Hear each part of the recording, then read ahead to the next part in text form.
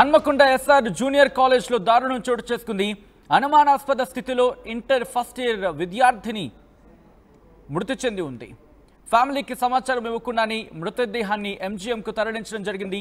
గుట్టు చప్పుడు కాకుండా మార్చుడికి తరలించడంపై అనుమానాలు ఇప్పుడు వ్యక్తమవుతున్నాయి. ఎస్ఆర్ కాలేజీ ముందు ఆ విద్యార్థిని తల్లిదండ్రులు ఆందోళన వ్యక్తం చేస్తున్నారు. లెటర్లో ఉంది, తన చేతి రాత కాదంటున్నారు ఆ విద్యార్థిని తల్లిదండ్రులు. ఆ మరణ వాంగ్మూలానికి సంబంధించిన కాపీని మీరు చూస్తున్నారు ఆర్టీవీ స్క్రీన్ మీద. మీరు చూడొచ్చు. ఒక్కసారి ఫ్రమ్ ద బిగినింగ్ వెళ్ళే ప్రయత్నం చేద్దాం, ఆ కాపీని చూసే ప్రయత్నం చేద్దాం. మీరు చూడొచ్చు ఒకసారి.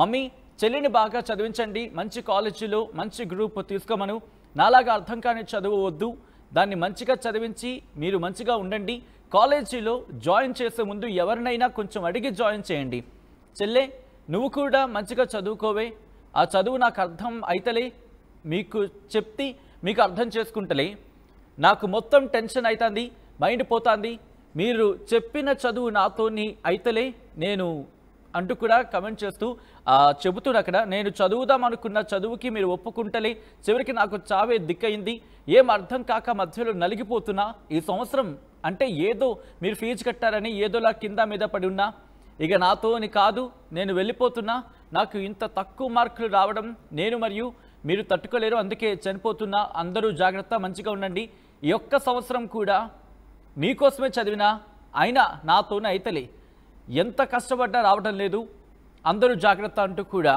ఆ విద్యార్థిని తన మరణ వాంగ్మూలంలో రాసుకొచ్చింది. మరి ముఖ్యంగా ఆ రాత తనది కాదంటూ కూడా ప్రస్తుతం ఆ విద్యార్థిని తల్లిదండ్రులు ఆందోళన వ్యక్తం చేస్తున్న పరిస్థితి ఉంది. ఎందుకు ఆ విద్యార్థిని బల్వన్ మరణానికి పాల్పడింది అనే అంశానికి సంబంధించి ప్రస్తుతం ఆ విద్యార్థిని తల్లిదండ్రులు కూడా ఆవేదన వ్యక్తం చేస్తున్నారు.